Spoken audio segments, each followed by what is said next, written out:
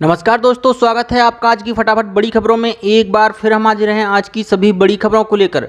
इस वीडियो में हम आपको बताने वाले हैं आज की बेहद बड़ी खबरें, लिहाजा इस वीडियो को पूरा आखिर तक देखें। इसलिए दोस्तों इस वीडियो को लाइक और शेयर भी जरूर कर दें। आज की बड़ी खबरों में हम आपको बताएंगे, जी हाँ दोस्तों, भारत में कोरोना वायरस का कहर जारी, संक्रमितों की संख्या 50 लाख के पार, 82,000 से अधिक लोगों की गई जान। भारत में घातक कोरोना वायरस का कहर लगातार जारी है, जो रुकने का नाम ही नहीं ले रही है। देश में कोरोना वायरस कोविड-19 के 90,123 नए मामले सामने आने के बाद देश में संक्रमितों की कुल संख्या 50 लाख के आंकड़ों को पार कर गई है। वहीं मृतकों की संख्या 82,000 को पार कर चुकी है। देश में केवल 11 दिन के अंदर मामले 40 लाख से बढ़कर 50 लाख के पार चले गए हैं। केंद्रीय स्वास्थ्य मंत्रालय के आंकड़ों के अनुसार बुधवार तक 39,42,360 लोगों के संक्रमण मुक्त होने के बाद देश में कोविड-19 मरीजों के ठीक होने की दर 78.53% हो गई है। मंत्रालय की ओर से सुबह 8 बजे जारी किए गए अद्यतन आंकड़ों के अनुसार देश में कोविड-19 के मामलों की कुल संख्या 50,20,359 हो गई है। वहीं पिछले 24 घंटे में सर्वाधिक 1290 लोगों की मौत के बाद मृतक संख्या बढ़कर 82,066 हो गई है। भारत में कोविड-19 के मामले 21 दिन में 10 से 20 लाख के पार पहुंचे थे। इसके बाद 16 दिन में 30 लाख और 13 दिन बाद 40 लाख के आंकड़े पार हो गए थे। वहीं अब 40 लाख के बाद 50 लाख की संख्या को पार करने में केवल 11 दिन लगे। देश में 110 दिन में कोविड-19 के मामले 1 लाख हुए थे और 59 दिनों में वह 10 लाख के पार चले गए थे। वहीं कोविड-19 की मृत्यु दर गिरकर 1.63% हो गई है। आंकड़ों के अनुसार देश में अभी 9,95,933 मरीजों का कोरोना वायरस का इलाज जारी है, जो कुल मामलों का 19.84% है। राज्यों की बात करें तो महाराष्ट्र के आंध्र प्रदेश, कर्नाटक, उत्तर प्रदेश, तमिलनाडु और दिल्ली में सबसे ज़्यादा नए मामले सामने आ रहे हैं। बेंगलुरु जून के आखिरी तक भारत के अहम बड़े शहरों में कोरोना वायरस से सबसे कम प्रभावित था। अब यह देश में सबसे अधिक कोविड केसों वाला शहर बन गया है। भारतीय आयुर्विज्ञान अनुसंधान परिषद ICMR के अनुसार देश में 15 सितंबर तक कुल 5,94,229 नमूने की कोविड-19 की जांच की गई, जिसमें 11,16,842 नमूनों की जांच मंगलवार को हो गई थी। ऐसी बड़ी खबरों को देखते रहिए। हमारे चैनल को लाइक करना और सब्सक्राइब जरूर करना। साथ ही बढ़ते हैं आज की एक और बड़ी खबर की ओर। सोने की कीमतों में लगातार तीसरे दिन उछाल आया।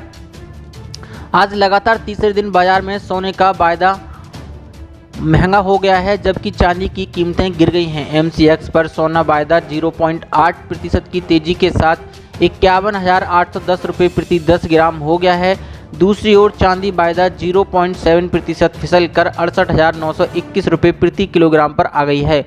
पिछले सत्र में गोल्ड 0.16% बढ़कर 51,770 रुपये प्रति 10 ग्राम पर पहुंच गया, जबकि चांदी 0.20% नीचे रही। वैश्विक बाजारों में 2 सप्ताह के उच्च स्तर पर पहुंचने के बाद पिछले सत्र में सोने की कीमत में कमी आई है। US फेड ने नीतिगत फैसले के कारण निवेशक सतर्क थे, जबकि अमेरिकी डॉलर प्रतिद्वंदियों के मुकाबले सपाट था।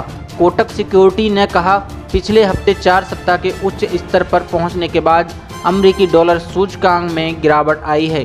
पिछले सत्र में हाजिर सोना 0.2% घटकर 1952.15 डॉलर प्रति औंस रह गया। डॉलर सूचकांक अपने प्रतिद्वंदियों की तुलना में सपाट रहा। एक मजबूत डॉलर सोने को अन्य मुद्राओं के धारकों के लिए अधिक महंगा बनाता है।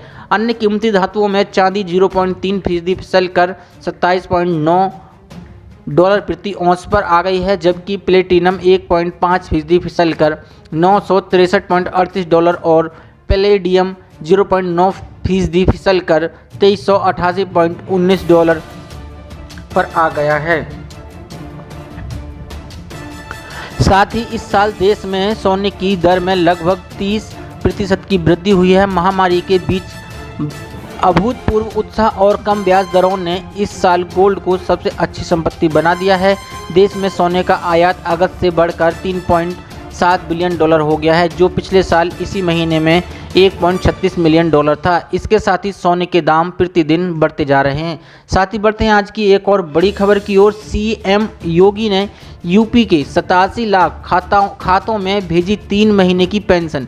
बोले, समाज के आखिरी इंसान के साथ खड़ी है सरकार। जी हां, सीएम योगी आदित्यनाथ ने गरीबों के लिए एक बार फिर खजाना खोला है। बुधवार की सुबह उन्होंने प्रदेश के 86.85 लाख वृद्धावस्था विधवा दिव्यांगजन व कृष्णजनों के बैंक खातों में करीब 1311 करोड़ रुपए बतौर 3 महीने की पेंशन ट्रांसफ़र किए। इस दौरान उन्होंने वीडियो कॉन्फ्रेंसिंग के जरिए लाभार्थियों से संवाद भी किया। सीएम ने कहा कि प्रदेश में कोई निराश्रित वृद्ध, विधवा, दिव्यांग या कुष्ठ रोगी खुद को अकेला ना समझे, उसके साथ सरकार खड़ी है। लखनऊ स्थित अपने कार्यालय में पेंशन ट्रांसफर करने के मौके पर सीएम ने तकनीक के जरिए सरकारी धन के वितरण में पारदर्शिता, तेजी और भ्रष्टाचार से मुक्ति मिलने का उल्लेख किया। उन्होंने कहा कि आज प्रधानमंत्री नरेंद्र मोदी के चलते यह संभव हो पा रहा है कि मुख्यमंत्री ने कहा कि उनकी सरकार के लिए नर सेवा नारायण सेवा है। निराश्रित, दिव्यांगजन या अन्य किसी भी कैटेगरी में कोई आता हो तो उसे यह नहीं मानना चाहिए कि उसके साथ कोई नहीं खड़ा है। समाज, सरकार, प्रशासन को उसके लिए हमेशा तत्पर रहना होगा। सीएम के साथ कार्यक्रम में फतेहपुर, ललितपुर, अयोध्या, प्रयागराज, वाराणसी, देवरिया और चित्रकूट के लाभार्थियों से वीडियो कॉन्फ्रेंसिंग के जरिए जुड़े थे। सीएम योगी ने कहा कि सरकार इस साल अप्रैल से गरीबों को महीने में 2 बार राशन मुहैया करा रही है। कोशिश रही है कि कोविड काल में किसी को राशन की दिक्कत ना आने पाए। जिनके राशन नहीं बने हैं उनके राशन कार्ड तत्काल बनाने के निर्देश दिए गए हैं। इसी प्रकार यदि कोई बीमार पड़ता है और उसके पास आयुष्मान कार्ड या मुख्यमंत्री जन आरोग्य योजना का दस्तावेज नहीं है तो भी उसे ग्राम प्रधान की निधि से 1000 रुपये की तत्काल मदद का आदेश दिया गया है। यदि किसी गरीब की मृत्यु होती है और उसके दाह संस्कार का इंतजाम नहीं हो पाता है तो जिलाधिकारी तत्काल 5000 रुपये की व्यवस्था करेंगे।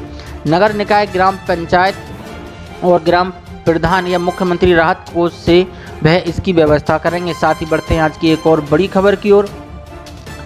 एसबीआई ग्राहक ध्यान दें, 18 सितंबर से बदल रहा है एटीएम कैश निकासी का रूल। जाने क्या हो रहे हैं बदलाव।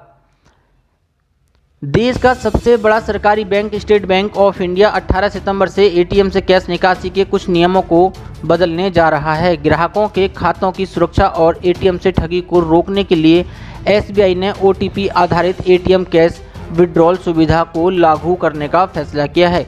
इस सर्विस के तहत दिन में कभी भी पैसे निकालने पर ओटीपी दर्ज करना होगा। देश भर के एटीएम में यह बदलाव होने जा रहा है। स्टेट बैंक ऑफ इंडिया के मुताबिक 10,000 या इससे ज़्यादा रुपए की कैश निकासी पर ही ओटीपी आधारित सर्विस लागू होगी।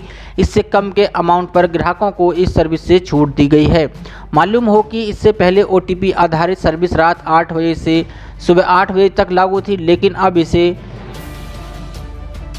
24 घंटे 7 दिन के लिए लागू कर दिया गया है। इस सर्विस के तहत 10,000 रुपये से ज़्यादा की कैश निकासी पर ग्राहकों के बैंक के साथ रजिस्टर्ड मोबाइल नंबर पर ओटीपी आएगा, जिसे एटीएम कार्ड पिन के साथ दर्ज करना होगा। इसके बाद ही कैश निकासी संभव हो सकेगी। ग्राहकों को इसके लिए अपना मोबाइल साथ ले जाना होगा।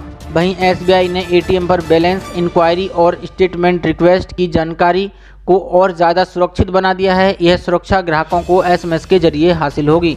देश सबसे बड़े बैंक के ग्राहकों को अब एटीएम के जरिए अपने अकाउंट में मौजूद धनराशि को चेक करने के दौरान रजिस्टर्ड मोबाइल नंबर पर एक मैसेज रिसीव हुआ करेगा। इसके जरिए ग्राहक को यह पता लगेगा कि उसने स्वयं ही बैलेंस इंक्वायरी के लिए रिक्वेस्ट दी है।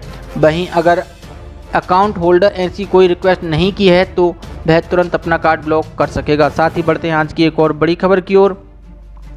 कैबिनेट का बड़ा फैसला, केंद्रीय कर्मचारियों का डीए 4% बढ़ा। 48 लाख एम्प्लॉयज और 65 लाख पेंशनर्स को होगा फायदा। जी हां, मोदी सरकार ने केंद्रीय कर्मचारियों और पेंशनधारकों को बड़ी सौगात दी है। प्रधानमंत्री नरेंद्र मोदी की अध्यक्षता में हुई केंद्रीय कैबिनेट की बैठक में केंद्र सरकार के कर्मचारियों के लिए महंगाई भत्ता 4% बढ़ाने को मंजूरी दे दी गई है। इसका फायदा करीब 48 लाख कर्मचारियों और 65 लाख पेंशनर्स को होगा।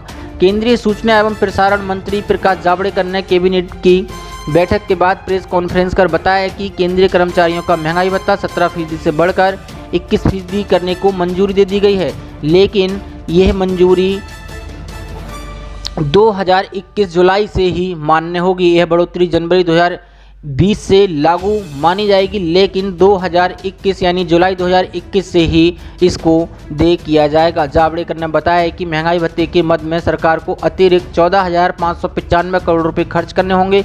इस फैसले से 48 लाख केंद्रीय कर्मचारी और 65 लाख पेंशन धारकों को फायदा होगा। इससे पहले राज्यसभा में लिखे जवाब में केंद्रीय वित्त राज्य मंत्री अनुराग सिंह ठाकुर ने बताया था कि मार्च महीने की सैलरी के साथ ही केंद्रीय कर्मचारी और पेंशन धारकों को महंगाई भत्ता मिलने लगेगा, लेकिन कोविड-19 के चलते महंगाई भत्ते पर रोक लगा दी गई है, जो 21 जुलाई 2021 तक है। अब यह रोक वापस जो होगी वो 2021 यानी जुलाई में ही महंगाई भत्ता मिलना शुरू होगा।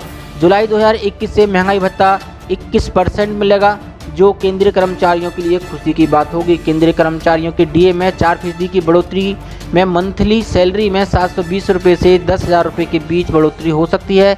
इससे पहले मोदी सरकार की तरफ से 10 अक्टूबर 2019 को भी केंद्रीय कर्मचारियों को महंगाई भत्ता में इजाफा किया गया था। उस वक्त सरकार ने केंद्रीय कर्मचारियों का डीए 12% से बढ़ाकर 17% कर दिया था। ऐसी बड़ी खबरों को देखने के लिए हमारे चैनल को सब्सक्राइब करें और वीडियो को लाइक शेयर जरूर करें। धन्यवाद।